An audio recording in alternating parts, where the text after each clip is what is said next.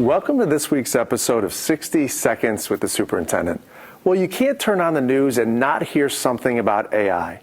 And AI is not something that's just happening in the world or happening in business. It's happening right here in our schools. So this week we're at Strongsville High School with Ms. Buchwald to learn more about how we're integrating and teaching kids the skills necessary to find success with artificial intelligence.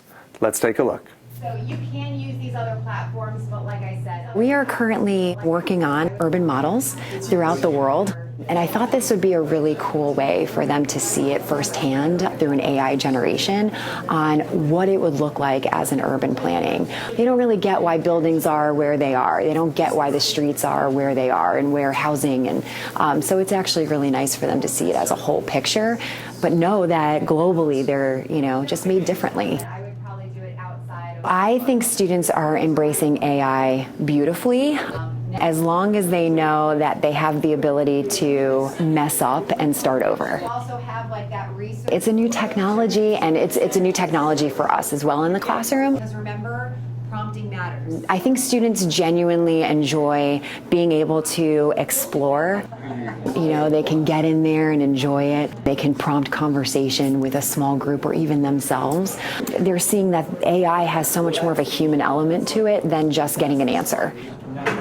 For us to integrate it in the classroom and for us as teachers to make sure that it's being used correctly is really being able to be in the project with them. Not only just for the prompting in the AI, but it's just really good student-teacher relations, I think, that are happening in the classroom, that we get to see them go through this process together.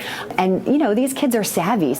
Whatever platform you're using, as all of the teachers, we're making sure that these projects are clear, they're concise, but they have the ability to grow, right, and use that AI element to get the product that we want.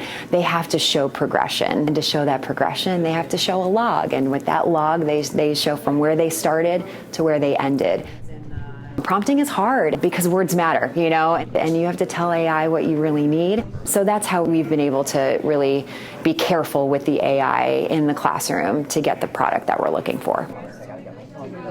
I think students just assume that AI is right and that AI is just going to give them the answer, and they're quickly starting to realize that it's not.